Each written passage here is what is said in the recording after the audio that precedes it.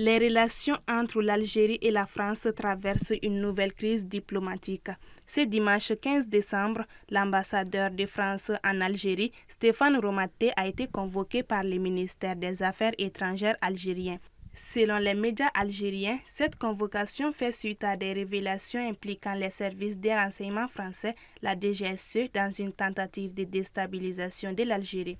Ces accusations reposent sur un documentaire récemment diffusé par la télévision publique algérienne, dans lequel un ancien membre d'un groupe terroriste affirme avoir été contacté en 2022 par une organisation française pour des activités subversives. Cette crise intervient dans un contexte où les relations franco-algériennes étaient déjà fragiles.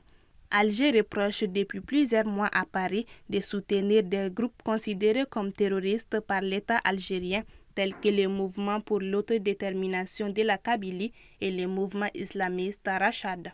L'affaire Boualem Sansal, écrivain franco-algérien arrêté à Alger en novembre dernier, a également contribué à tendre les relations. Les autorités françaises dénoncent une atteinte à la liberté d'expression, tandis qu'Alger y voit une tentative d'interférence dans ses affaires internes. En mars 2003, les présidents Jacques Chirac et Abdelaziz Bouteflika annoncent la signature d'un traité d'amitié et l'instauration d'un partenariat d'exception. Mais le traité s'éteint dès l'été 2008, quand une première grande crise oppose les deux pays à la suite de l'arrestation d'un diplomate algérien supposément impliqué dans l'assassinat en 1987 de l'opposant franco-algérien Ali Messili. En décembre 2012, François Hollande et le même Bouteflika signent la déclaration d'Alger sur l'amitié et la coopération. Elle fera long feu. Nouveau président, nouvelle tentative. En voyage en Algérie en août 2022, Emmanuel Macron propose à Abdelmajid Tebboune une déclaration d'Alger pour un partenariat renouvelé.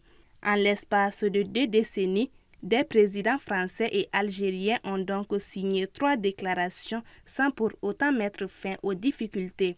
Cette nouvelle crise s'inscrit dans un cadre plus large, marqué par des tensions persistantes entre les deux pays autour du Sahara occidental. L'Algérie ayant retiré son ambassadeur en France cet été après l'annonce par Paris d'un soutien appuyé à un plan sous souveraineté marocaine pour l'autonomie du Sahara occidental. Un territoire revendiqué par les indépendantistes du Front Polisario soutenu par Alger.